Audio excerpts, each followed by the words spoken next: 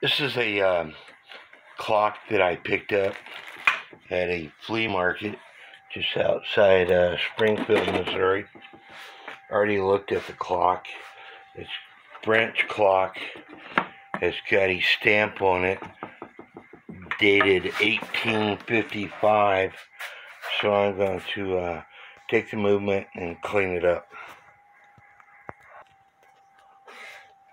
What's cool about this clock is the way the face is attached.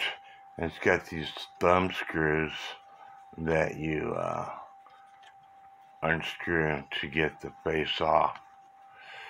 That's the way you can install the face after the movement is in the case if you have to.